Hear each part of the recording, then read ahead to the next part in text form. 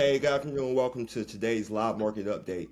I'm Marcus Sturman Sr., and we're navigating one of the most complex geopolitical landscapes in years. The conflict in Iran continuing to restrict the Strait of Hormuz. Oil has breached well over $100 mark, sending shockwaves throughout the global supply chain. Today, with Mr. Stephen Davenport, we're going to break down what some of these things, maybe some stagflationary threats, mean to your portfolio. And I don't know if you were here last month when we met, but Mr. Stephen said he saw 10% downside in the market. So I don't know if he meant for that to happen in a month, but we're definitely on the way to that. So we're seeing cracks inside of the S&P, the Dow, liquidity in private equity and private credit, just to name a few. But so happy to have you back here with me again, Mr. Stephen. Let's just jump right in. How have you been? Again, I'm Steve Davenport with Circa Capital, and I'm happy here to be with Marcus. And I enjoy going through what's happening in the markets and what's happening in the world. I think we have become somebody asked me, is this like the 70s? Should we go back to what happened when the Strait was last shut? And I look at the world and I say it's a completely different world, because I think of where China was in 73. Their economy was small relative to the global economy. When I look at where energy was in the US, we were importing, I think, 30 to 40% of our oil requirements. So we were dependent on the Middle East. And now I look at, with shale and everything else that's happened in the US, we've got vast natural gas and oil resources that are being developed. And I think we're in a position where we're probably one of the better positioned countries in the world. And I think with this AI boom, it's causing us to look even harder at our energy and say, okay, we probably need to keep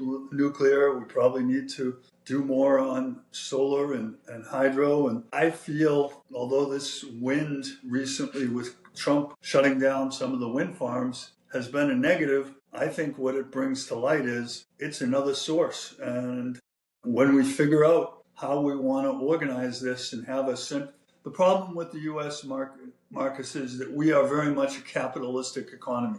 We move and react to whatever the demand is at the current time. A lot of countries have energy policies that go out 10, 20, 30 years, and they have plans. Germany had a plan to get out of all of its nuclear and to, use more nat gas, but also try to use more solar and other things. And guess what? The Ukraine came along and that plan went out the window. So this time in our lives is probably another time where we're going to have to ask some hard questions about energy and what our future looks like and where do we want it to be. I believe that we're moving more and more towards nat gas as a replacement for coal and oil, and I think that will take 15, 20 years. But I also believe that there could be some developments in the solar space and in the battery storage space that could change that. And I think what's going on with AI is pushing the limits of that, because they don't want to be on a grid where they depend on some central. And so you see these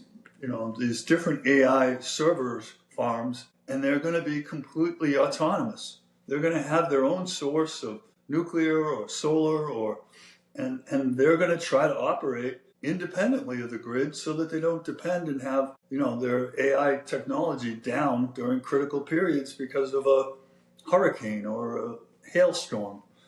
It's really a very different time than 73, where we were just getting in line to fill up our cars and we would burn as much gas as we would put in the engine, filling up the cars. And it was crazy. We had gas guzzlers. I mean, think of all the things that had changed since the 70s. But then look at the Middle East and say, has it changed? Have we gotten clarity as to how we operate and how things are going to work in the Middle East? I would kind of say that we know more, but I don't think we're more advanced in our relationships in the Middle East. And this violence is kind of bringing that point home. You would think that Iran would say, no mas. I don't want any more of this. But I think they realize that they can control the country with the guard, and they can keep their religious leadership, even if it's like the snake. When you knock off a head, 3 more grow back. I think it's Phaedra, right? Was the Greek god who had the ability to grow back more and more heads. I don't believe that we're really used to dealing with Middle Eastern governments, and I don't think we've made necessarily an optimal partner with Israel here. I mean, how do you feel about this war and Israel kind of pushing us into it without really a plan or an idea of what's right or wrong in terms of what we should do? I feel like the war that we're in right now. I mean, if you recall, last time we spoke, it was literally the day before. Like later that night, they launched Operation Fury. We were talking about the war and the duration as to how it might impact markets. And first of all, obviously, the loss of life is great and tragic. That's a tragic thing. All the people whose lives were disrupted and lost, that's a terrible thing. As far as from the market perspective, I feel like the war has had a lot of mixed messaging coming out as to what the objectives have been from the beginning, as to the time frame. First it was going to be just a few weeks, but we're kind of right at that 4 week window right now, so we'll see if that reaches 4 weeks. We're kind of at that point. It seems to have a lot, obviously, to do with oil. I don't know if people really realize that like oil makes the world go round. We cut off the Venezuelan oil, which is a lot of oil to, I don't want to say our enemies, but not necessarily our allies. That was a source of them getting oil over in the other parts of the world. Then when we go into conflict in the Gulf over there, you have another point that's choked off with oil, but it's kind of impacting some of our allies this time. But as you mentioned, America is pretty much oil independent right now.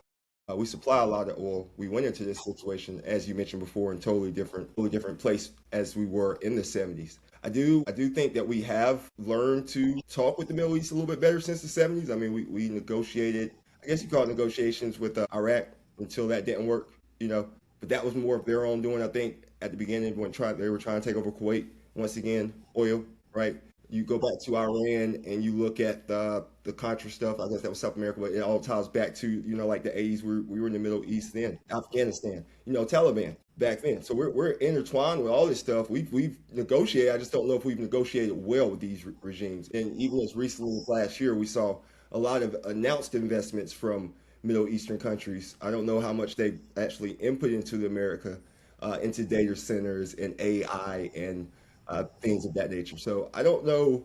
I will say that maybe we haven't improved our communications with the Middle East, but we have had more communications with the Middle East. So the messaging, as far as the war goes, that seems to be one of the big things because it's so dynamic, so topsy turvy, and that makes it hard with investing right now. So it's pretty much if oil goes up, stocks are going down for right now. That's the simple part of it. Yeah, I mean, I think that we've learned that oil and fuel, like we talked about before we started, that the impact on some of the products of fertilizer and other parts of the world economies. They provide 40% of the fertilizer to Africa and Asia. And you think about India and some of these countries and what that means to their food production. And you think about, no, the U.S. had 60% of its strategic reserves filled. It had been up to 80, but Biden released it at various times, so it's down to 60. And Trump's strategy, instead of saying, I'm going to fill up the reserve, was, hey, I'm going to disrupt Iran's control of oil, and therefore we'll have a better price for oil for everyone, and then we'll fill it up to the top at a lower price. Well, that's probably going to see it go down and again before it goes back up. And when you look at it, 170 million barrels is a lot of oil. It's still, in the U.S. economy is so big now, and there's going to be more demand from AI. I'm not sure how the strategic reserves should be managed, but I look at a country like India that doesn't have any strategic reserves. So you look at that and you say, they really are waiting for those ships to get through the Strait in order to relieve an immediate need. And I look at how we all think about all of these countries sitting around the table at the G10 or at the G40 and think about all of them have countries that have people who are dealing with all kinds of issues. But the U.S. really is a leader in this space and has to be considered, for how it impacts and makes decisions. This decision to go into, Iran was, in my mind, too short-sighted and not really clear with an objective. And I think that then you can declare victory easier if you can move your objective around. But I look at this as really a danger to Israel and not a danger to the U.S. They didn't have the rocket capability to get any of this nuclear and to us and impacting us. They had the distance to get it to Israel. And when we look at it and listen to Tulsi Gabbard, she says there was no enrichment going on. So it really, this story has to be sorted out in order for us to figure out what type of a problem we have and how long do we think this will last. I think the original goal was 4 to 6 weeks. I think that Trump would love to, you take the 10 days from today that he's extended the deadline. That would put it almost exactly at 6 weeks. And I think that that would get it resolved before Trump meets with Xi in China. So I'd still say that's the base case. But the other things like adding 10,000 more troops, and maybe their assignment is to, take out any of the weapons that are on the side of Iran, in the Strait, and in doing that, open up the Strait for everyone. That could work, or it could be one of those missions that it doesn't look like that it's easy to land there. It doesn't look like it's going to be very easy to go through the hills and the mountains to find some of these locations of these weapons. And I always wonder, Iran has been very good about building these tunnels for their nuclear. And I just wonder if you're very good at tunneling, well, that would be a real good way to move your weapons along that area along the Strait. So I think there's more we don't know about this than we do. I think it's a little bit wishful now to say it will be done in 2 weeks, but that's what the market is saying in the base case. And so if the U.S. bombs the energy facilities of Iran, and that causes Iran to really have almost, and they're also talking about desalinization. If you desalinate, take out those resources for energy transfer and desalinization, you make Iran uninhabitable for the summertime. In the summer, they're going to see heats of 130. So part of the reason why we're doing this now, I think I would argue, is because we're afraid of operating on the ground there in the summertime. I don't think it's possible. Nobody's done that before. And when we look at the whole process, it really is very much of uncharted territory. So therefore, I look at this and say, we're probably going to have oil prices higher for longer. And I think that makes the possibility of a recession higher. And I think with the other things going on, with AI being overpriced, with private credit potentially erupting into more failures, these things, I think, combine and create a very bad brew for us to swallow over the next 2 or 3 months. So I'm a little bit more than skeptical. I'd say I've dropped into the cynical bucket. Goodness, down to cynical. That's from your a normal skeptic down to a cynical level. That's saying something. I just want to note that I'm pretty sure that Iran shot a missile that went like 2,600 miles the other day. So like they can't hit America, but they do definitely have more capabilities than I think we realize. It appears that the intelligence we have, some of the intelligence is really outdated. Like if you take that school bombing, for instance. That was data from like 2016, and it was supposed to be a weapons facility. I don't know, but it seems like to take troops into Iran would be a major escalation, right? As you mentioned, and it would definitely drop oil prices higher and extend this conflict much longer. But we do have close to 10,000 troops on the water right now, headed that way, or at least that's what we say. Our administration does move kind of, under the shadows, I guess. They don't really put their moves out. Maybe that's tactical, or maybe they just don't know what they're doing with it. But either way it goes, if this pushes oil prices up, because you mentioned in your notes, I know I've seen inflation expectations going up to 4% real soon. You put 5, maybe 6% inflation. You want to walk into that? How do you get to those numbers? I'm saying I think that we're going to see some of the problems with fertilizer and some of the other things go through to our food. I also think that our immigration policy has caused some labor inflation, and I don't think is going to get any better. I think we're still haven't resolved the immigration question, and I also think that this shutdown is going to, ultimately be inflationary, because I think it's going to be harder for us to operate and travel, and those things are going to make it more difficult and more expensive. So I'm not sure that we can get through this without a recession. I'm not sure it wouldn't be, I'm a big believer in, it is cleansing for the economy to have a recession and have some things fail so that we can then rebuild well. When we do these things and we don't have a recession and everybody just gets funded for a little longer and the business continues to operate, but they operate with damaged balance sheets, that doesn't really help in the long run. We believe it's helping to prevent some of these recessions, but I would argue that there are healthy part of the process. And what they do is they cleanse the people who can't survive and they help the companies that do survive. And I think that right now, with private credit the way it is, I think these people wouldn't be in the credit space looking for funding unless they had some problems. And I think that the fact that they might be double collateralized or doing things that are less good for the company and the economy because they want to try to survive, I think this is where we need more information. And I don't think we have any clarity, which is why I've always hesitated about trying to compare private credit score and private credit investments to regular corporate investments where you have a lot more clarity and you understand the counterparties a lot better. I don't think this is a single storm. I think this is a storm that's going to hit us from a few different ways. Look at the wealth effect. 10% down on our equities, it's already a pretty significant event. And the war itself has cost us, I've seen different estimates, but $100 billion seems like about right now. And if you're bringing in 10,000 more troops, the cost isn't going up per day. The cost isn't going down per day, it's going up.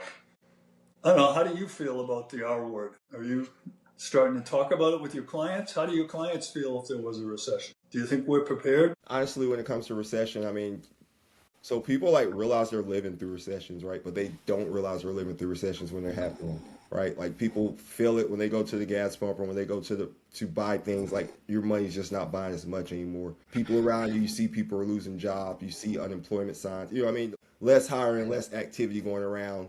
And you feel inflation, like I said. So you feel the recession. You feel the GDP slowing down. You feel unemployment going up. You just see it. Maybe you don't recognize it. I feel like maybe we might already be in the beginning of a light one. I think we've seen I think we've seen recessions in certain sectors already. Like we've had like rolling recessions that have been happening for a while. Like this is a really long economic cycle that we've been in. It's been a huge part for growth, right? Like 3 years just growth. Even if you look at the stock market, wherever you look at, inflation rose and it came back down, but now it's sticky. So when it comes to I think we're in a different type of market where as before 3% was the target, which still is, if you listen to the Fed, 3% is the target for inflation. But I think this economy is set to operate on at least at 4%. But as you mentioned, I think that we're going to go, especially in the short term, I worry about the March inflation numbers with the shock that we had to gas right at the beginning of the war. We haven't seen that data come through yet. So that number could be really high. And I just think the sentiment, which can lead to, right, because consumer sentiment can lead to the effects of maybe a recession or something in that. So recession isn't my base case.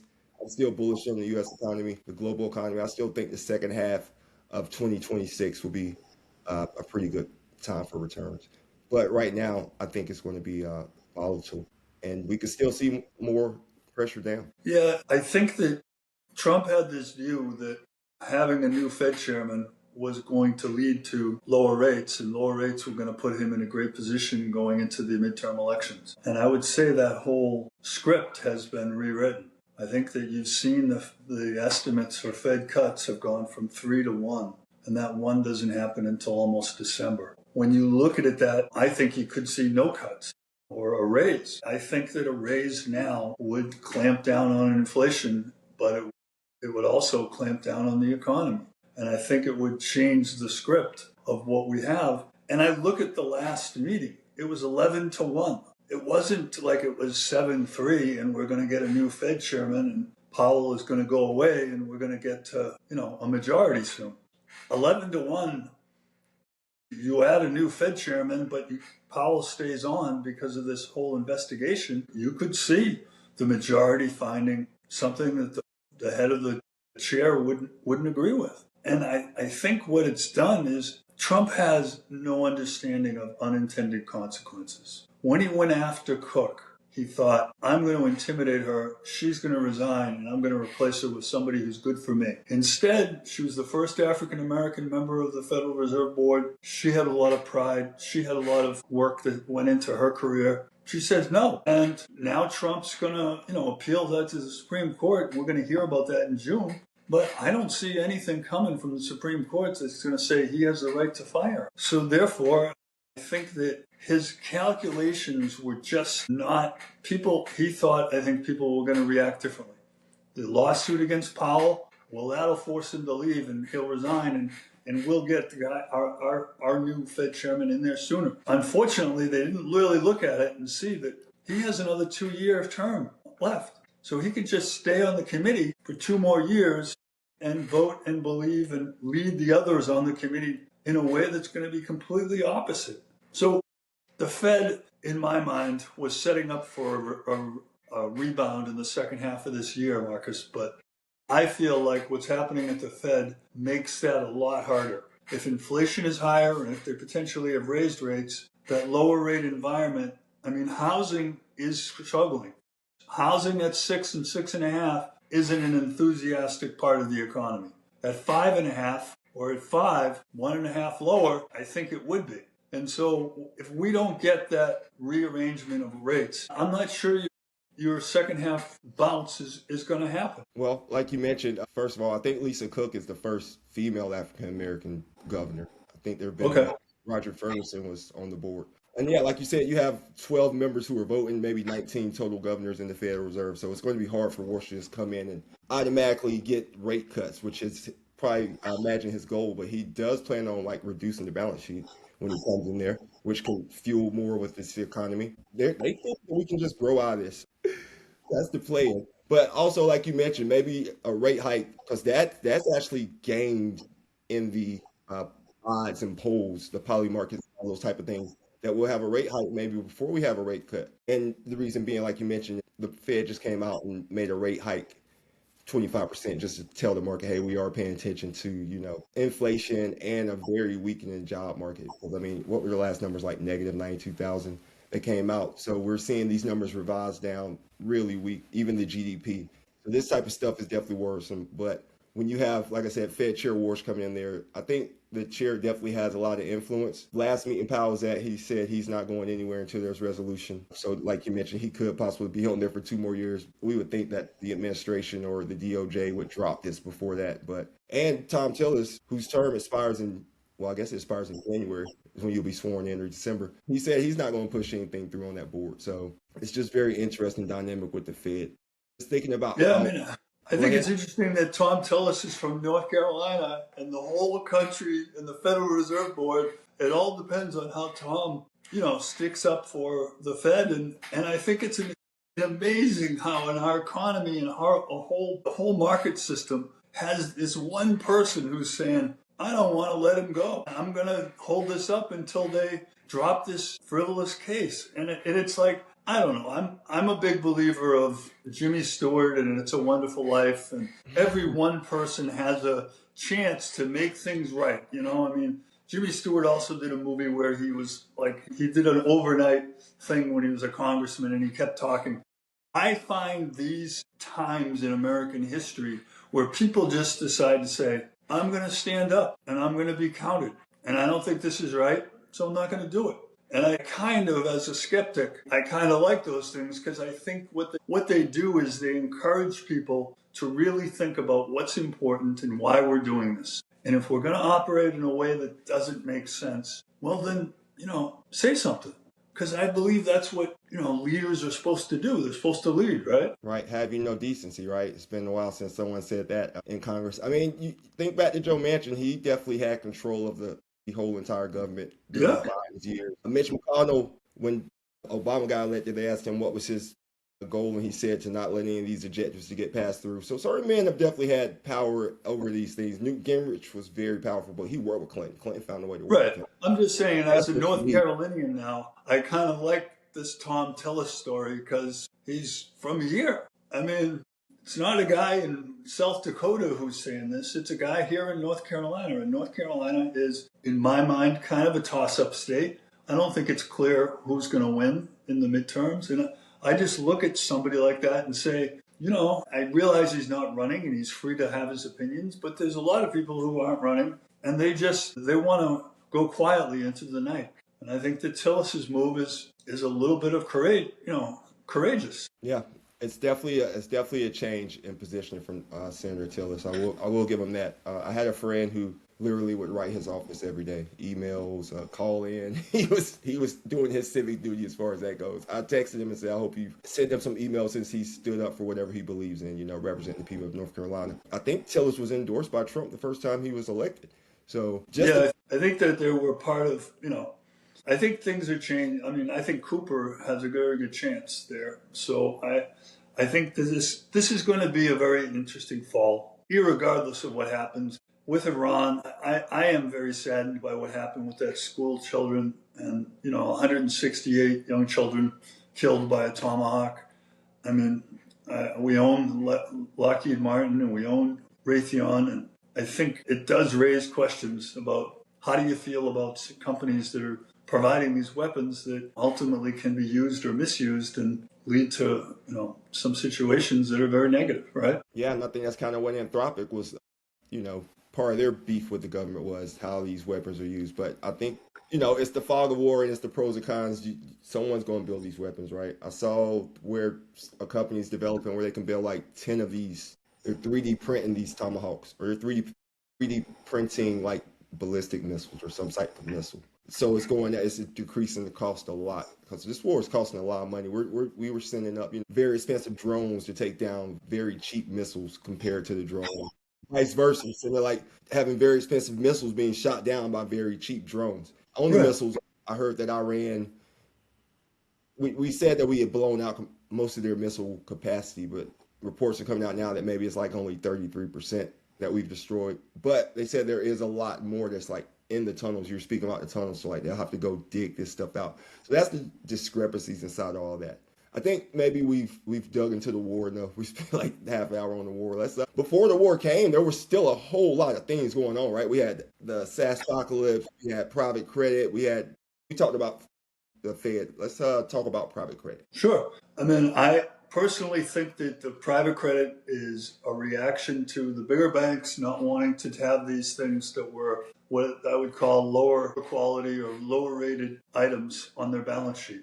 And because those banks did that, they had to seek other funding. And so what they did is a lot of the people in the private equity space said, why don't we look at some of these things and put them in our private credit type of wrappers? And I think there were a lot of people who created them. And I think that when we saw with First Brands was a case of somebody who was corrupt and, collateralizing something 2 or 3 times. And I think that when we look at what's happened in our economy, we need more transparency. And the problem is then if you get more transparency, you need to have higher quality. So I don't believe that these are going to just go quietly.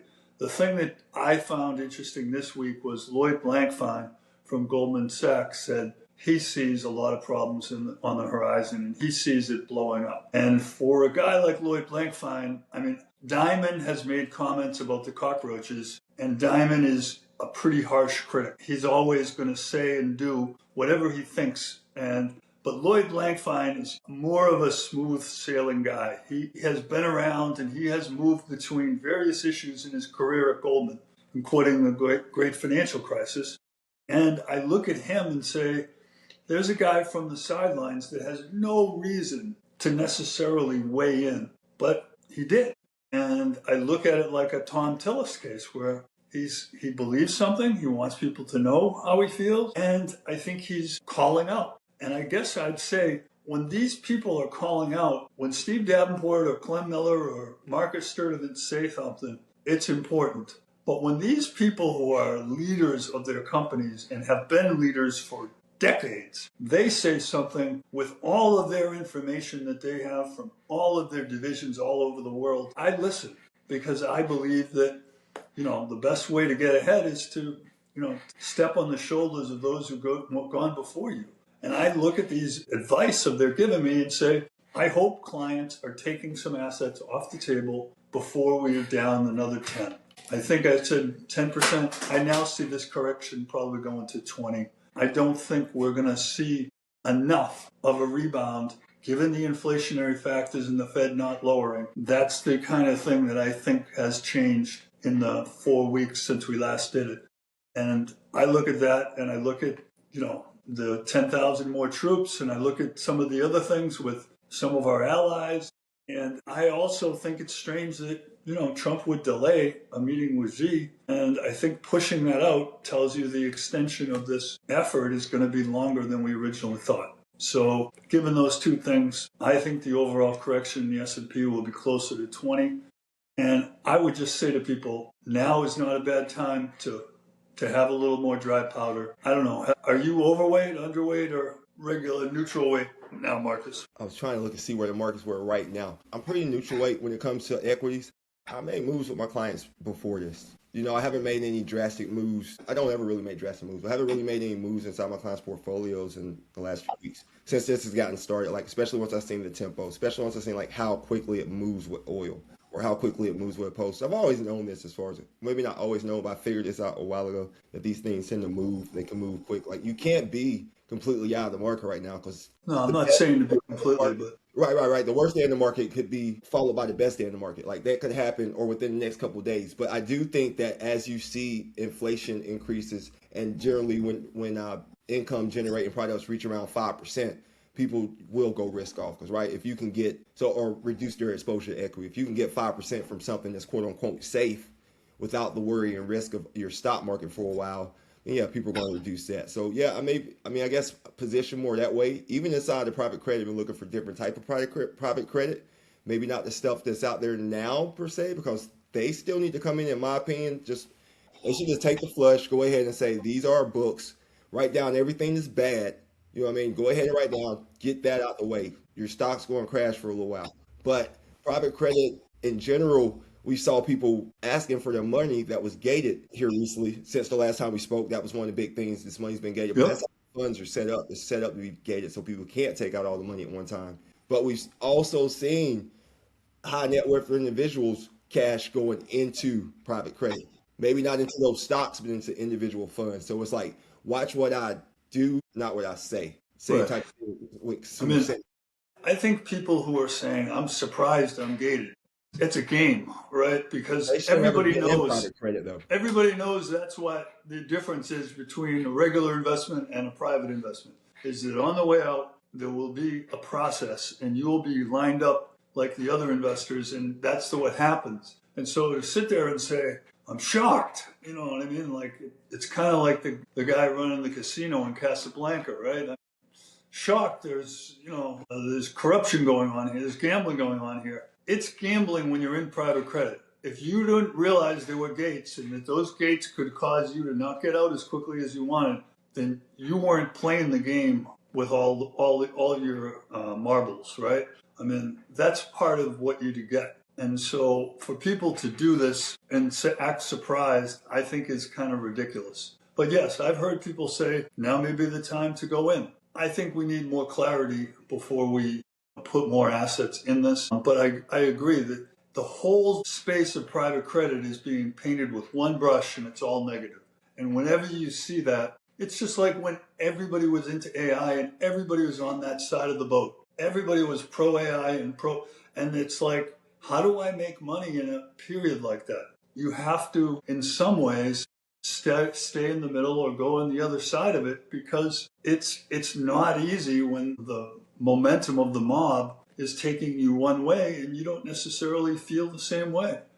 And I think AI got ahead of itself and now it's pulling back. I think private credit probably got extended to people that it shouldn't have. And now we're seeing people get out of it who are what I would call weak hands. There was that expression with the meme stocks about having diamond hands, right? You have hard hands that you can hold anything no matter how hot it gets. I think we know that when we see this, we need to hold and take things in perspective. If you have 40% in private credit today, you probably have too much. If you have 3 to 5, and you know that those 2 or 3 investments are good, they were good, they've been repriced good, they're showing good cash flows, then you have a different problem. And I think that everybody needs to always ask that question. And I do this with my clients on concentrated stocks. I say, okay, you have $10 million in Microsoft. If I gave you $10 million in cash today, how much Microsoft would you buy? And the answer isn't 10. And people look at it and say, you're right. I got some of these shares when they were $40, $70, and we're not asking you to sell those shares. We're saying some of the recent shares, it might make sense to pull back some and take some profits, because you never go, as my father used to say, you never go bankrupt taking profits. Yeah. And so I just say to people as an advisor right now that it's a good idea to look at your portfolios, see how you feel. What's your job situation? Are they talking about layoffs at work? Let's make a holistic decision. It's not based on the price of oil in Iran. It's not based on whether the Fed interest rates are 5.75 or 5.25. It's based on you and your family and your needs and where you are financially. And that's where you try to make good decisions for the plan. You don't want to vary from the plan too much, but you also don't want to get run over if a negative event happens and we have an unexpected medical expense. You need to put some money aside and think about it and act prudently for your plan. There's the people on CNBC, they're not going to be there when you have a loss and you need to go ask somebody what to do. You've got to figure it out. And having a good advisor is a big part of that. And that's what I think makes it easier for people, because they're busy on their jobs. They're busy working. They're busy raising kids. They're busy coaching the kids' soccer team. It's not easy being in this, economy or this different points in your life. Take your investments as seriously as you do some of your other decisions. Some people say they spend more time buying a car than they do buying a stock. The average person spends 10 to 15 hours, and the average person buying a stock spends about an hour. I mean, I can tell you if it's a good investment and it lasts for 10 years, 20 years, you might have wished you spent a little bit more time on that than the car, which is a depreciating asset. Yeah. Perspective is everything. And as you mentioned with the private credit, people, or just any investment in general, you made some really good points that people have to understand what they are invested in. Like that falls back on the advisor as well as the client if they don't understand that these things are gated, how they work, and the fact that these investments work best in the long term, right? Private credit, you work better when you give it time to work in the full funds. Like, you should read that prospectus, if it gives you a good reason to go to sleep on a Sunday afternoon, maybe wake up and finish reading next week, but you need to understand what you're in and why you're in it. And yeah, private credit, you probably shouldn't have 40% of that. You probably should have 40% of gold. You probably should have some type of diversification inside your portfolio, though. It just shows. I saw recently where they were saying the 60-40 portfolio is tremendously underperformed here lately, right? So it's just like right now, there's almost nowhere to hide, but there are places to hide. You just have to know and diversify your portfolio.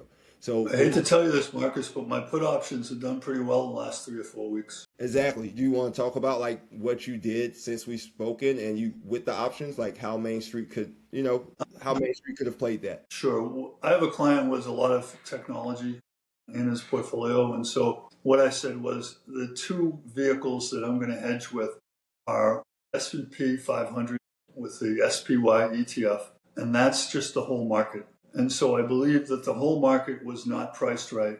The AI was too high, and that the market wasn't reacting in ways that made sense. So everything that was happening was a positive. There was no way, even when they started buying each other's, products. And that reminded me of 2000 when that started with, all the servers, and everybody was trying to have cross deals with different people. And it was just like you were building the market up on yourself. And that's not the way that you want real growth, meaning growth that comes from independent people picking and selecting your. So AI was high, and I thought that this situation with Iran could get worse. So I bought some protection that expires in June, September, and January. And the reason I did that was I felt some of these things could get resolved quickly. Some of these things might not. And then I thought about the election and September options, and I said, if we have a change of government towards Democrats, is that going to be a negative to the markets? I think typically it is, and it could be. And it could be that just the back and forth, the conflict, would create an environment that's not good for investors. And then I looked into January and said, let's say the election goes good, but what if some of these things persist for a longer period of time? What if our energy, the energy question around AI has not been answered in my mind. I don't think we have a plan. I don't think we have a real good solution. Some of these small nuclear could be it, but it's not here yet. And therefore, I don't think it's extrapolatable and transferable across all the states. So I look at things like that and I try to say, I don't have an exact silver bullet because all I have is a tool. And I apply that tool with the SPY in June, September, and January, about 10% lower or 15% lower. And then I looked at XLK, which is the technology sector, which I think was at the heart of the overpriced market that we had a month ago. So AI was at the heart of it. And I looked at the technology sector and the implied vol versus SMH, which is a semiconductor index. And I thought that it covered more of, because companies like Google, companies like Amazon are still at reasonable prices relative to some of the other names that are at higher prices. Apple is at a reasonable price. So when I look at the whole sector, I don't want to say it's just semis that have gotten out of. I think the whole sector had, a reaction that was too much. And therefore, I decided that we should hedge part of that as well. So I think that what I'm trying to do is say, hey, I agree with you. We're not going to sell the whole stocks and go to cash. That was never a choice. What my choice is, do I want to hedge, 20% of my equity? Do I want to hedge 40% of my equity? I usually don't hedge more than half because I want half of it to continue to operate and succeed. And so if I do hedge half and that hedge helps me on those downsides, I think when I checked yesterday, they were up about 75%.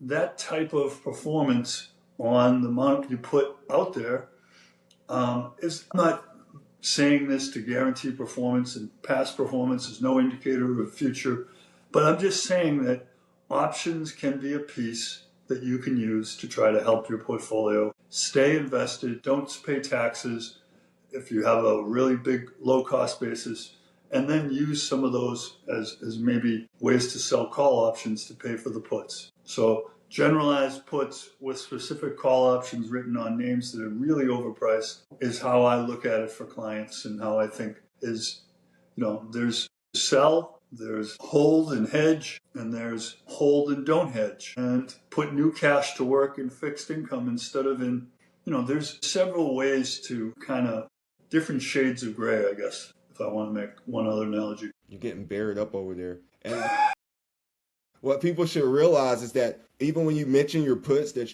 these puts they're longer dated options, right? Like you're not talking about, like, if you would have had that put on for Monday, you would have lost a lot just because that tweet or X post and how much the market moved. That's a whole nother story, what happened with that. Right. The market. I'm not speculating. I'm trying to hedge my investments. Right. And so I think that's different than speculating. Exactly. And it's different when people, because I don't want people to think that maybe what you're talking about is like shorting the market, like where you're taking stuff out on margin, because that's when you really get hit. If you go out and buy some of these stocks on margin, then your margin gets called in. Like that can be infinite losses if you try to short, like literally they can go in. And I think let's just say I see one trade out there that's going to unfurl, which is a lot of people borrow on margin to buy private credit. And they say, look, my private credit's paying me 9 or 10%. I'm borrowing at 6 or 7. I get a 2 or 3% spread there, and I get to participate in all the upside. Wonderful. You know what I mean? But when it goes the other way, yeah, and all of a sudden you're losing 10, they're writing down the investments 10 or 20%, that eats up a lot of that 3% spread, right? It's going to take you a lot of years on a 20% decline. You're going to wait 7 years to make that up with that spread. I think that's where things, and what if rates go up and suddenly you're borrowed at 7, but now they're telling you, well, it's actually 8.5. Well, then all of a sudden your sure thing that was a money machine has changed. And that's where I think some people cautiously add private credit and private equity. Some people don't do it so cautiously and say, hey, this is something I have access to and I can do this, and I'm going to make whatever I have to decisions to make it happen. And look, I think we all want to get ahead. We all want higher returns. The question is, what risks are we willing to take for them? Yeah, your risk tolerance, a lot of people don't realize that they're so off sides with their risk tolerance in general. They think that they are, like you said, they just see the returns for this margin that they have, and they don't realize when it goes down a lot. They may have started to realize it now with this recent market movement. This could be extended. I mean, we've seen a little bit longer downturn than most people who've been invested, because a lot of these people, a lot of the investments now are like post-COVID investors, or a larger percentage of investors. Investors have grown percentage of like retail investors since COVID. So they may not have seen all of these moves and understand that some of this stuff may go for a longer time, right? So it's just Right. it can be scary to people. But like you mentioned, there are definitely always ways to make money inside stocks. If you feel like it's going down, you buy puts. If you think it's going up, you can buy calls. And then, like you said, these are positions you already own, so they're cover calls. So you're not even having to like go out and buy those positions to cover if that something was to happen drastic inside there.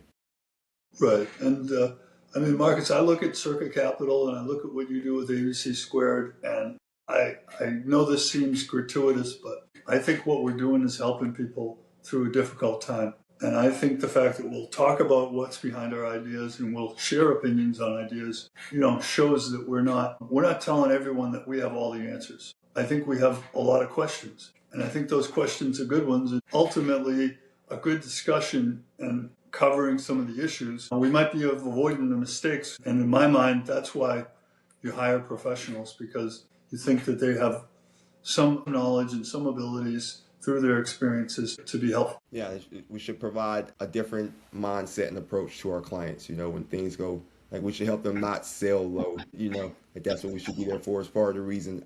I know we're coming up on the hour here shortly. I know you and Clem's a great dude. I know y'all do the Skeptics podcast. What have y'all been talking about lately on Skeptics podcast? Let the folks know.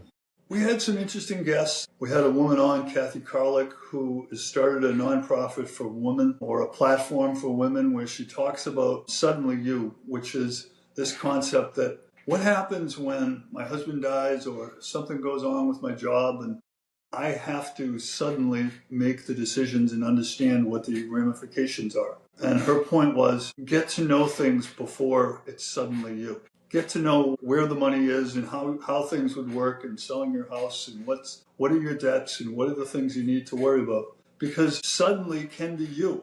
And we know that there's going to be a huge transfer of assets over the next 20 years. Trillions of dollars, because wives live longer than their husbands. I know it might not be the case in your family, because you live a beautiful life, Marcus, but a lot of men work very, very hard and may have all this stress, and therefore they, it causes them to have shorter lives. You have less stress than all of us because you're so happy all the time. It doesn't cause any stress in your life, so your wife might, have a different life. And so I think what we're trying to do on Skeptics Guide is to keep giving people information that'll help them understand the investment industry. And Clem and I are going to share our own portfolios in the next 2 podcasts. And so talk about why we're invested the way we are and what we think the strengths and weaknesses are. And I think what it'll do for people is show them that everybody has different ways they can manage their wealth and their money. There is no silver bullet, as I talked to before. I think there's different approaches for different people. And if you want to own a portfolio that pays 4% dividend yields on average, that's a pretty good way to have equity exposure and have cash flow coming to you when you're retired. Some people say it's cheaper to just own the index. Yeah, it could be cheaper, but if you have to sell sporadically at times and make another decision about how to come up with income, that's not necessarily easy. I think what we're trying to do is show people how different approaches and different ideas can all be right. I think there's more right than there is wrong in this industry. I'd just like to, I don't want to talk about private credit because it's really not a problem for 85% of the economy. 85% of investors don't own private credit. So we can talk about it and how it affects that top 15%. We can say, let's continue to add value to all 100 and talk about things that are generic and that are meaningful to everyone. And part of that is, fear of this. And I want to tell people, if you're bothered by the news and the media, turn it off. I'm not going to be able to explain every nuance of every news article. But what I can do is tell you, if you take a longer term view and you look at yourself as pretty well balanced, that will get you through it. And so I don't mean to be, dismissive and saying don't follow the media, but I do mean to say if it's causing you harm, if it's causing you heartache, listen to less of it. See if the heartache goes down. Go for a walk. It's beautiful. It's spring in North Carolina. There's a lot of things to celebrate. And so I guess I go back to do what's right for you. That's good stuff. And yeah, like you and Clem are doing really good things on the Skeptics podcast. Y'all are really you have a good lineup. Y'all have had some really good guests on there. Speaking of guests that were on podcasts, we had Adam Parker on the Main Street Meets Wall Street podcast. So for anyone listening, he was on your podcast as well, the Skeptics Guy. Anyone listening, he said if you go check out his research with Trivariate and you say Marcus, you put Marcus in the code, you'll get the first month free. So that's for anyone Nice. you want to go in. Yeah. I also saw George on there. Hmm? George Hopfier was on as well. George, yes, Mr. George was great. He was on last part 2. That one's coming out next week. He had a great question. He said that he asked. He had a lot of great things that he said, but he had a great question he asked. He said when people come in there, he'll ask them if you have, just talking about time in the market, if you have $100 and it goes down to $50, how much have you lost, right? And then how much do you have to gain to get back to $100? So that's that question. That's, that can throw some people off. But that's one of the things, I guess, if you can't answer that one, he's not going to hire you. So, the moral of it is it's hard to get the money back, right? It's more work to get back. So yeah, we're doing big things over there with that as well. And then just like having folks like you on, Mr. Steven, to come in, we can sit down and just talk and hash out the world. And, from our view, since we started talking, the Dow's down like 700 points now. Not since we started talking, but it's down at like session lows. I mean, until we can meet again, what do you see happening in between now and I guess next month with this market? And give me if the I see ultimately we're going to have a more violence and more activity, but I think it's starting to move towards what I'll call an end game, where I think that Pakistan and other countries want to contribute to a solution here. I think there's talks going on. I don't think the talks are necessarily over. I would love to know who the talks are with. I'd love to know what the status is of Khomeini's son. In order to make good decisions, you need good information, Marcus. And that's where I feel like we're not necessarily being informed completely on all these issues. So I'm a little bit worried. I wish there was a little more clarity as to how an endgame would work. I think that it's ironic that Barack Obama's plan had 15 points with Iran. Trump's plan has 15 points with Iran. 10 or 12 of them the same points. He tore up the agreement because he said they weren't following the agreement. So to say that we're going to go to, and put an agreement in place that's very similar to the one that was already in place and torn up, I have to ask, what's different? Are we expecting, are we doing the same thing and expecting a different result? That's insanity. I think that they're hoping that this damage to their economy is going to make them so weak that they will have to follow this plan. I also think what you do is you're kind of radicalizing the population that is in the religious group. And the more people that are killed, the more children killed, the more there's going to be people who are going to react in ways that isn't productive.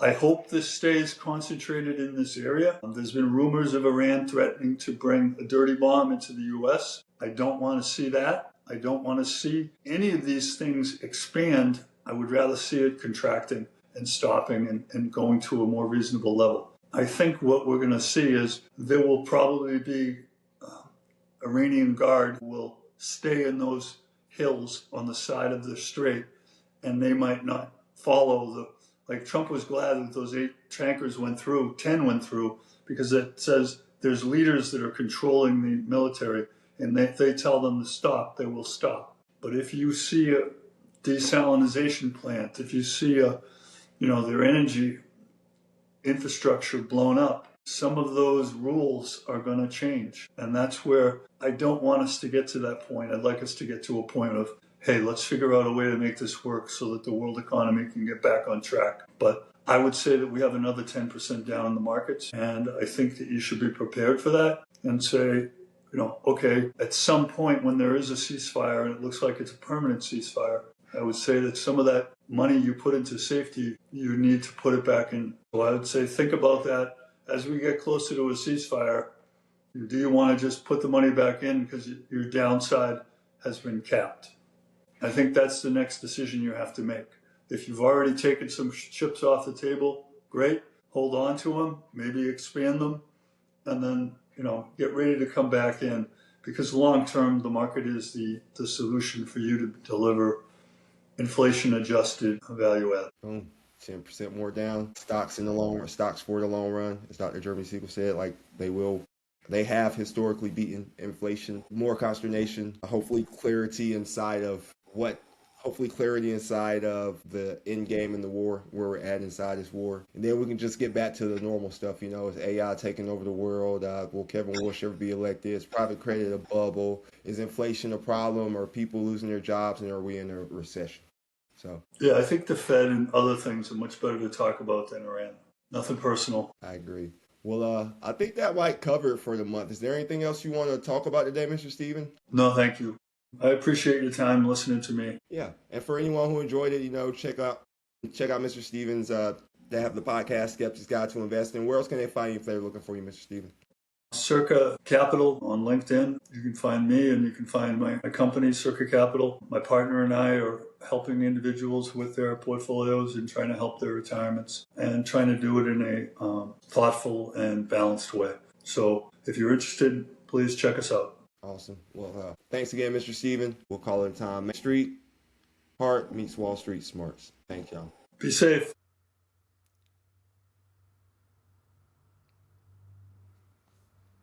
That wraps up an incredible hour with Stephen Davenport.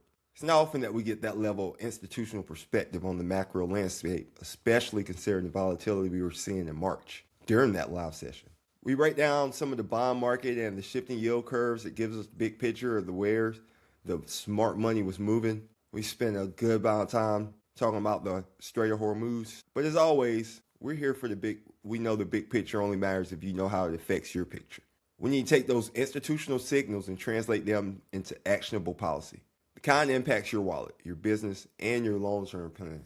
That's why for the second half of this, we're going to pivot into normal people, quote unquote. If Stephen gave us the what from 30, me and Chris here are going to dive into the how from the ground up.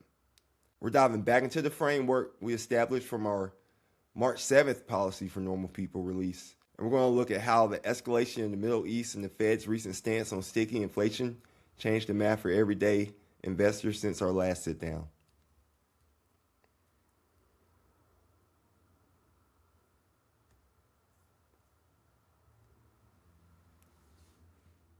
Welcome back to Policy for Normal People. This is your host. In this special segment of the monthly market update, we talk about the financial markets, how policy intersects with that, and Marcus's special focus on helping Main Street meet Wall Street by understanding the markets better for the average, normal, everyday person's life and financial decision making. Marcus, welcome. Good to see you again. Hey, Christy, how are you? Thanks for having me on again. Yeah, absolutely. Always a pleasure. We're going to dive right in. Our topic today is wealth and war. As you know, folks, the United States has initiated war with Iran in collaboration with the Israeli government. That's all I'm going to say about that politically, which is to say I'm not going to be political, as we do not do that on this show.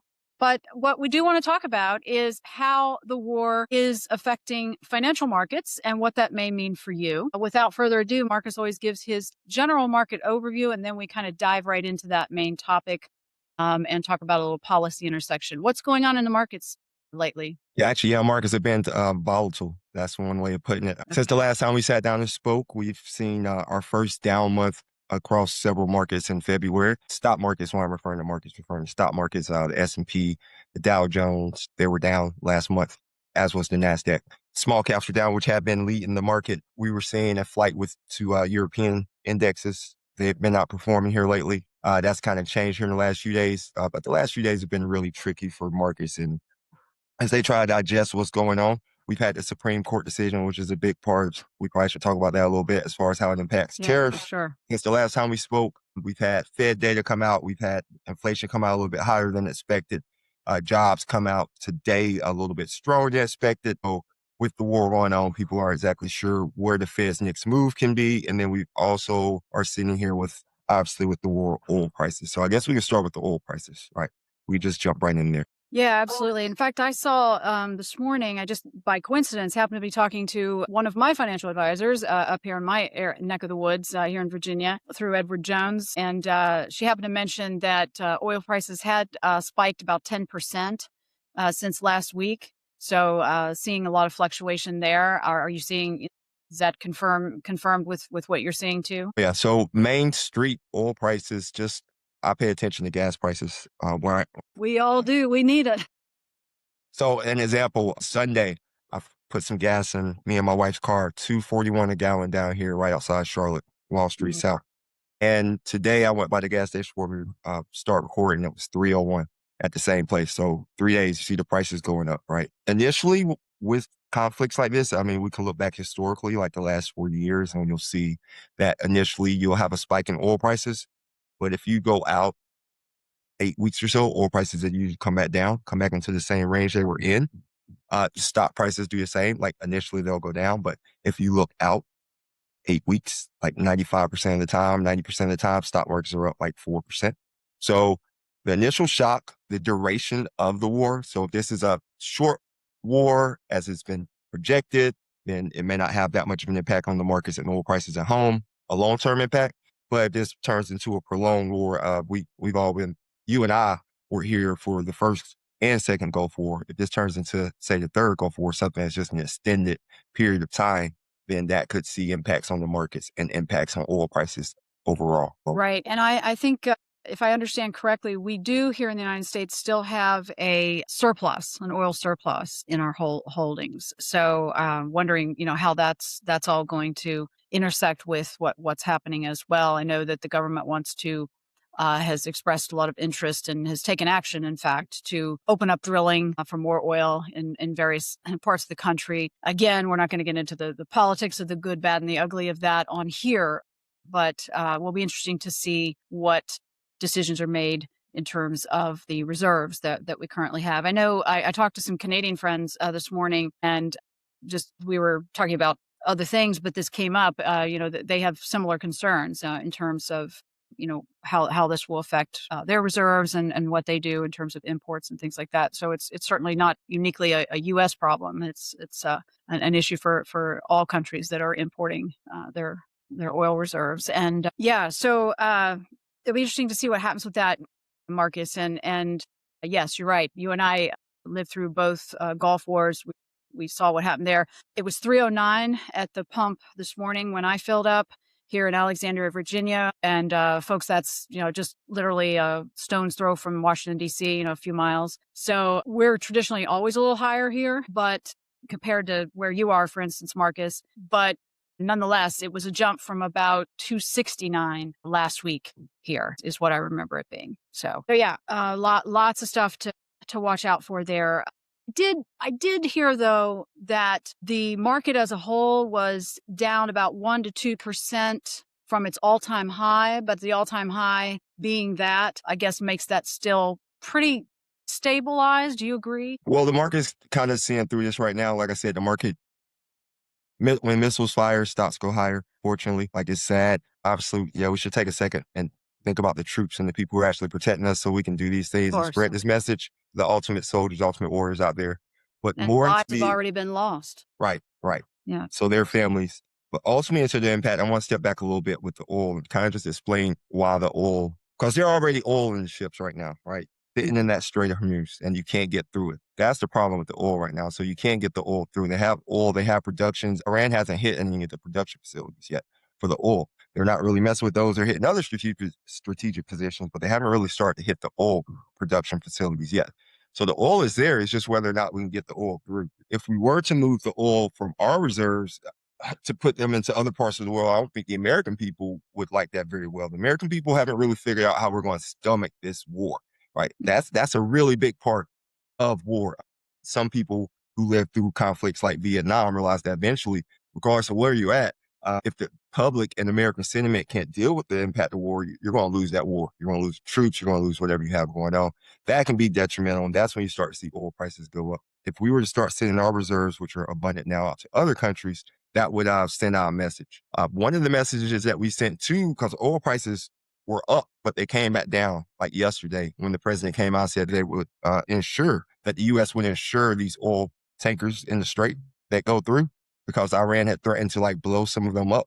It effectively closed the port, but you can't really close it, or the Strait, but you can't really close it other than, blowing things up. One of the things is that the insurance that the president is guaranteeing for these tankers in there is supposed to be only for American companies, but a lot of this oil that is in there is going to China. So how will the American people handle that, right? We're providing insurance for Chinese oil as well. So I just wanted to talk about that for a second. Yeah, that's a lot. That's a lot to take in because our negotiations regarding tariffs with China, as well as other countries, is also playing itself out and continuing to be a part of this bigger conversation as well. So, yeah, I mean, it's worth considering all of that.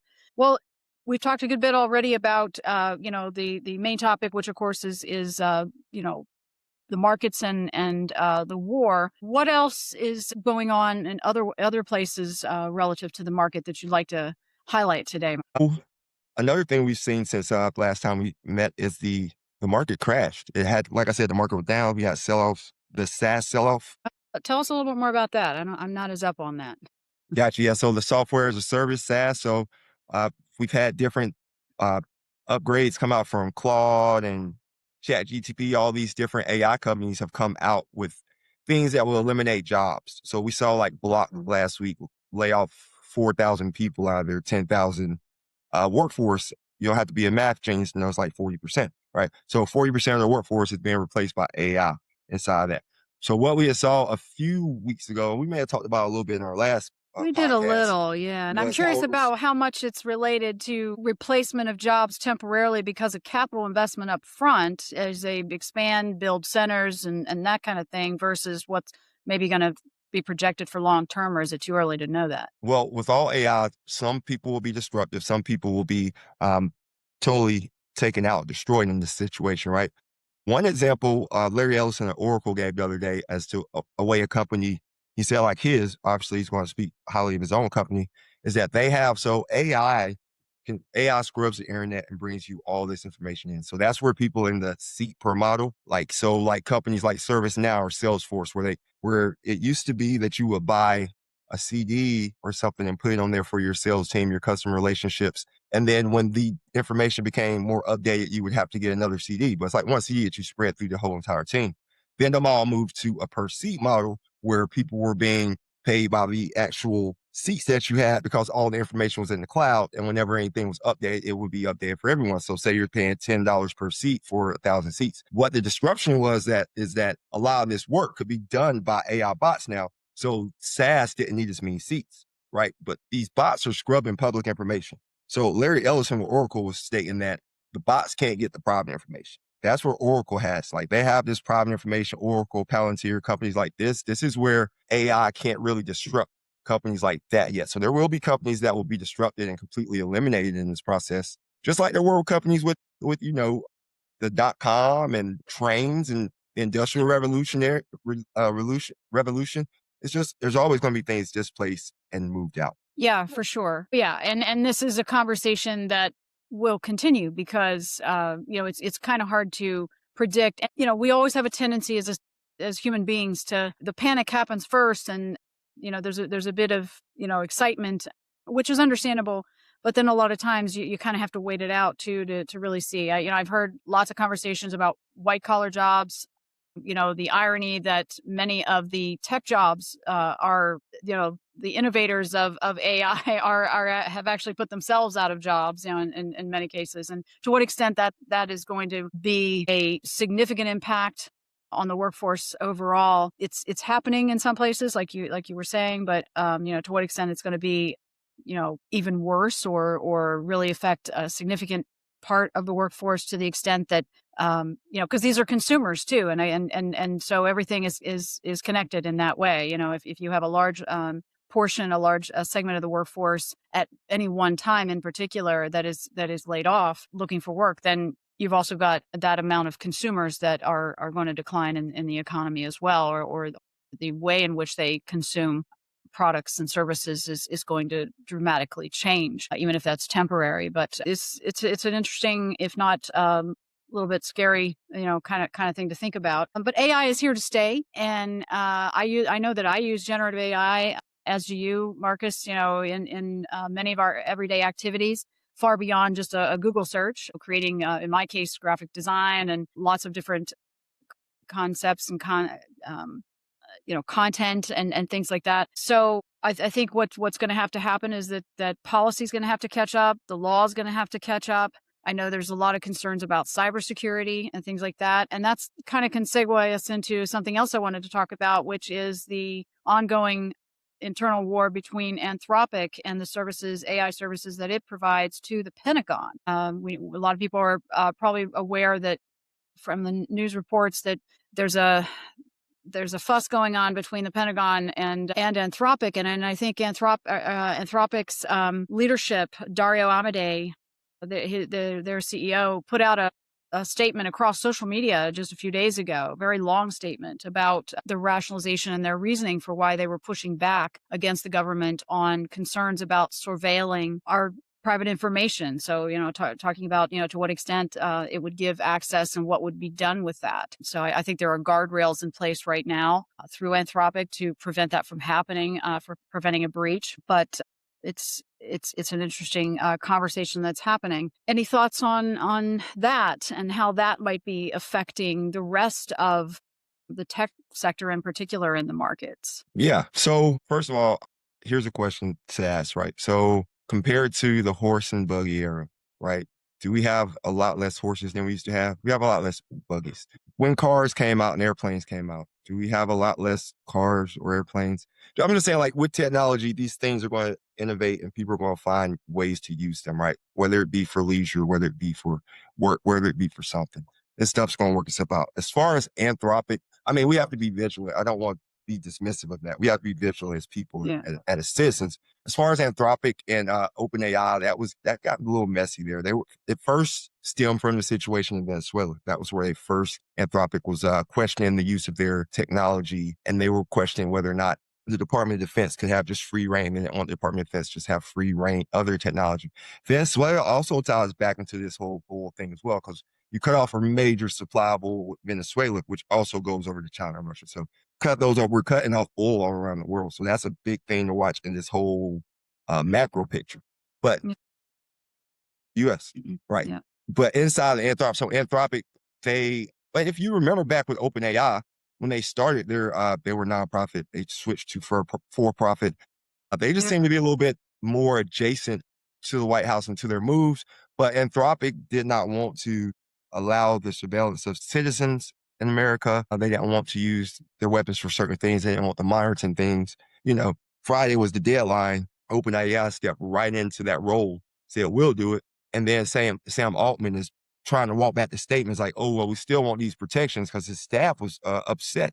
They were upset about these things, It's a bit of a mutiny inside. So he was trying to walk some of this stuff back, saying, we do care about, we have the same concerns basically that Anthropic had.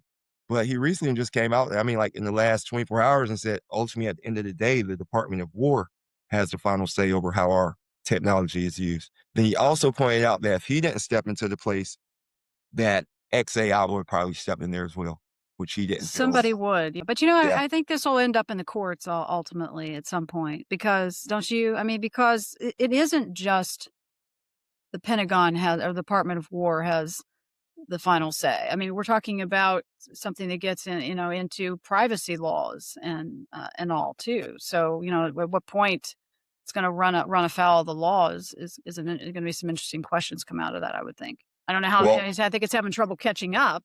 Well, how many times in our lifetime have we seen reports of the government spying on citizens? I was just going to say, one of the things that I thought of instantly with this going on, like you, I don't want to dismiss it. It's a serious thing, and I care about it.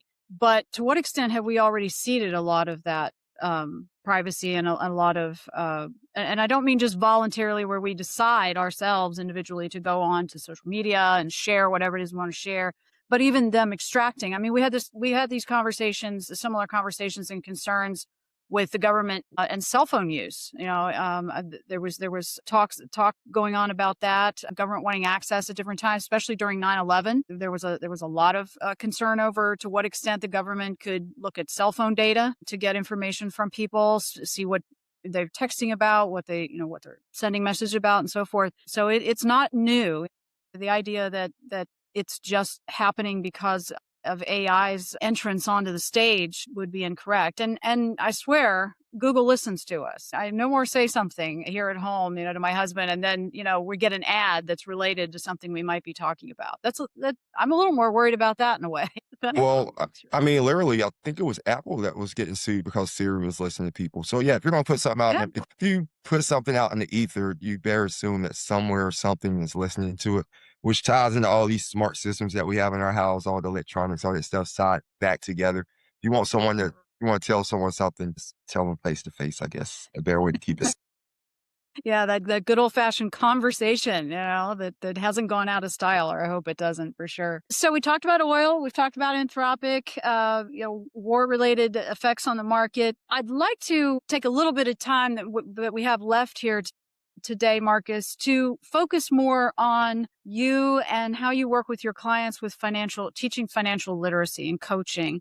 And in particular, I think you've adopted a new tool called Monarch. And I'd like to hear more about how you use that to work with your clients. Oh yeah, Monarch Money. Monarch Money is a personal budgeting finance app that helps people. You can go in there. It has AI in it as well. It's really good for people who are trying to share their information with, like, say, your spouse, people who just start budgeting together, people who've been doing it on paper and pad, want to air all this stuff into their computer. You want to have real-time access to your budgeting, to your finances. I know my clients share their accounts with me, or share where I can go in there and see, and we can talk about things if we need to. One thing I will say about Monarch is I don't want to say if it's age difference, but it's better if you start out uploading all your stuff the first time on a desktop situation and then go into the app, because it could just be confusing on a phone to look at all that stuff for the first time. But Monarch's a great tool. It helps with personal budgeting. Like I said, I use it with clients. Yeah, and if anyone on here wants to use Monarch, there's a link that you can use. But I will maybe compensate if you use the link for me. Yeah, so Monarch is a great tool. I don't want to jump too far away from the Supreme Court decision, though. Yeah, no, we should cover that. That's another important development, I think, even since the last time we talked, perhaps. Right. So we had the Supreme, and I think some Supreme Court decisions came out today. I haven't seen the results of those. They may be speaking about Lisa Cook.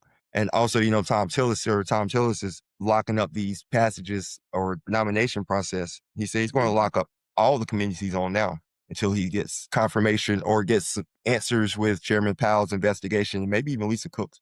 But anywho, back to the tariffs of SCOTUS. So SCOTUS came out with the decision, and as of all things law, like you said, you're up there in DC and you know policy and you know how these things work. It's really what it said, like the decision and the reflection.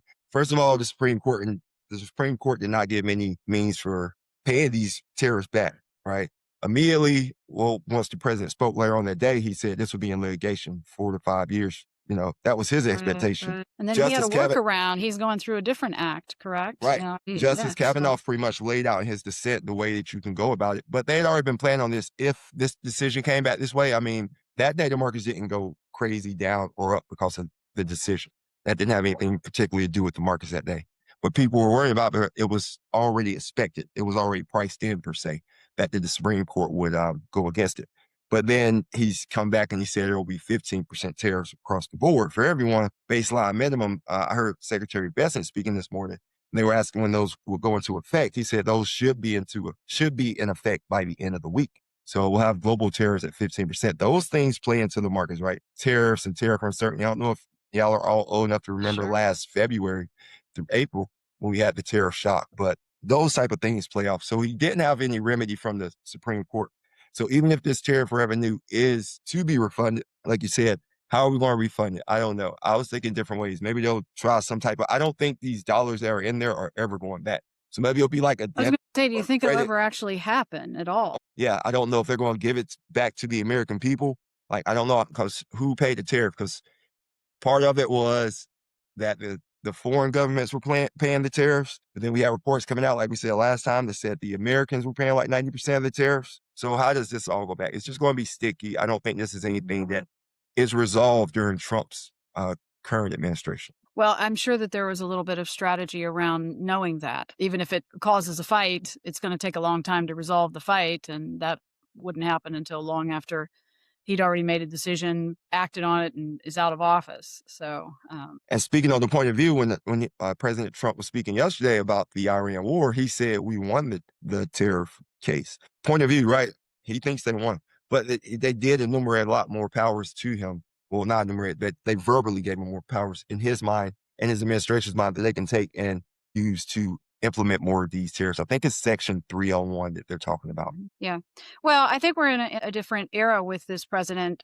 Again, not getting political here, but just simply observing, even myself as a citizen, that, we've not had a president in my lifetime, I know, that has been as aggressive with the, not just, intentions or desires to change a policy or do something different, but just going ahead and doing it and then letting the cards fall, kind of, and so I think it's caught Congress and at least some and policymakers in general, sort of off guard, just in terms of dealing with the executive branch in the manner in which it's now the environment now is.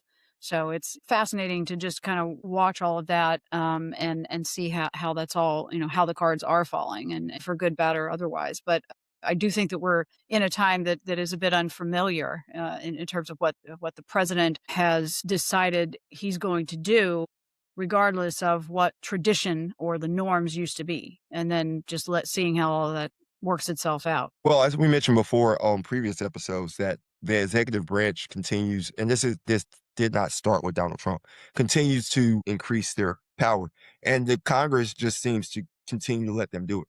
So that's who has to come in and kind of balance down the president's power or the Supreme Court. So, right, the checks and balances in our government have to come in. But the executive branch historically continues to get more and more power. They're voting today on the war power resolutions, which even if it passed, Donald Trump's not going to sign it. So no, right. So there you go. Yeah. But, in terms of what we talk about here and the effects that these things have on markets, is it fair to say, we can kind of wrap up with this, but I want to give you an opportunity to talk about anything remaining that you'd like to share with the public today. But is it fair to say that the markets are taking a cautious sort of behavior right now? I mean, you don't see any massive fluctuation or reactionism that I can see. I mean, it seems like there's a little bit of ebb and flow, but we don't see a massive drop or spike or anything like that going on, or am I missing something there? Are they just kind of waiting to see? All right, so let's talk about what happened with the since the attacks. Oil prices initially spiked, crypto flushed, crypto came back. The dollar firmed up a lot. The dollar started to firm up. I don't know if people noticed this. The dollar firmed up, gold prices went down. We had this precious metal move. Gold now high for a while. Right. It's still very high, but it's come down. So I'm like, gold's still historically high, but it's come down all time highs. Gold and silver have started to trade like kind of meme-ish now, with like meme stocks with these moves up and down. We've seen the 10-year, it dipped below, I like the 10-year treasury note. It dipped below 4%, but now it's back above 4%. So generally, if you were thinking people were running to safety, you would see the opposite, right? You would see these yields get lower because people are selling bonds, right? You're going higher because people are buying as a sign of maybe more confidence. And then as the dollar is going up, increasing their strength, you see gold go down. It's just so there are things moving, but the stock market itself, like from Monday to today and a few days, it's just been a couple of days. But if you didn't see anything, you just looked at your account Monday and you looked at today, it wouldn't really be very different at all. Yeah. And then, of course, we can't forget the housing market, which we often talk about on here, too. Yeah. Mortgage rates have dipped below 5 or at 5% in a lot of parts of the country, even in places like where I am, where, they're very high comparatively to the rest of the country. But in some parts, when you get out of the metropolitan area and into the suburbs, the rates are coming down. Yeah, mortgage rates. So another thing that we saw last week, like I said, so with the 10-year, that's why I look at 10-year is usually somewhat tied with mortgage rates. We saw the average down to like 6.09%. It was the lowest since 2022 maybe.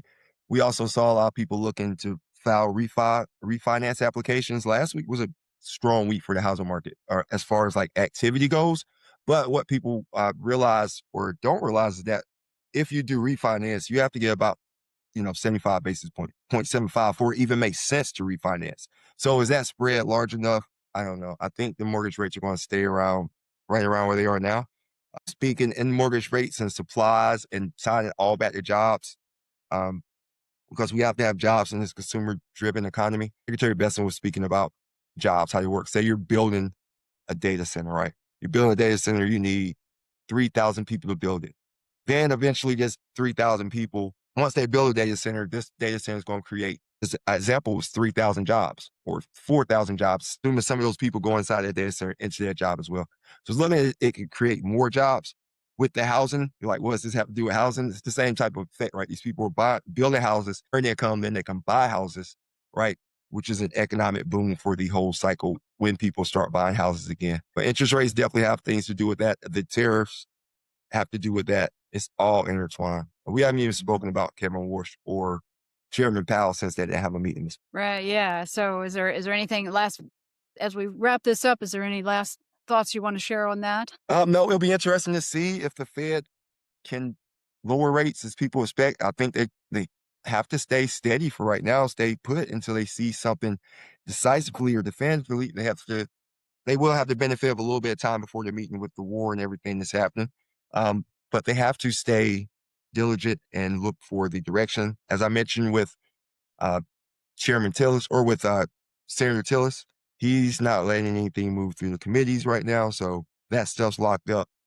So yeah, we'll just see what Powell does, how data dependent they are, because the data is kind of mixed up. And people don't realize that we're still in a partial government shutdown. So that kind of stuff plays into it all too. Like Sure. TSA funding being targeted when we're in a war across seas, like we need some security at home, increase homeland security, all this stuff's kind of tied into it.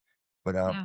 and the Trump baby accounts, those are Right. active now. Right. People can go sign up for those. And you have a great video on your YouTube channel. Do check this out. I blocked some time the other day specifically to just watch this. My kids are grown, but I'm going to be a grandma at some point. Not yet. No word about yet, but I look forward to those days. He does a great job. Marcus does a fantastic job of walking you through step by step, showing you online the IRS site where the Trump baby accounts, where you sign up, what the eligibility criteria is, how you get your child signed up. So do check that out. And he's very prolific as well on LinkedIn. I know you, Marcus, I think you had a special segment and maybe that very one on LinkedIn as well. So if you're someone who spends a lot of time on LinkedIn, as I do, and Marcus does, you can also find him there as well. Marcus, great conversation as always. I know Marcus, folks, check him out on LinkedIn. He has a YouTube channel, as do I. Policy for Normal People is a free opportunity for you to promote your business. I offer that as a community service for business and nonprofit leaders to come on and talk about your mission and how your industry intersects with policymaking in this nation. And that's it for this time. Marcus, have a great week. I will see you in April. Thanks, Christy. You have a great one as well. Check out the Main Street Meets Wall Street podcast and the Wall Street South Journal. Absolutely. Will do. All right. Thanks. Bye-bye now.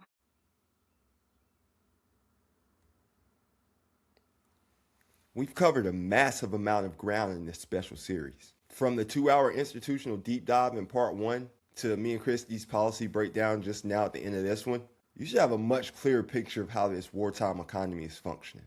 But remember, this is a living, breathing series. Because the world doesn't stop moving, we don't stop analyzing. Keep your eyes peeled. Next month's war report will be dropping soon. We'll be breaking down the latest escalation and how the shifting geopolitical lines are impacting your purchasing power. And remember, another good thing of the war report is that you have live sessions. So if you ever want to catch us in one, hop in, leave your comments. We'll respond to you. If you're on the go, make sure you're subscribed to the Main Street Meets Wall Street podcast. I go even deeper into these topics during my commutes, where you can go even deeper into these topics during your commutes, reviews, workouts. And if you haven't seen it yet, go back and watch the 2-hour session in part 1 to get the full context of what we discussed today. Hit that like button and subscribe to stay in the loop as this series evolves. In the comments, let me know, What policy shifts have you most concerned in the current environment? Once again, thanks for joining in this special sub-series of the Main Street Meets Wall Street podcast and Marcus Sturvet Sr.'s YouTube channel, The War Report. Part 1 was the calm before the storm. Thanks for listening to Part 2, Main Street Heart meets Wall Street Smarts.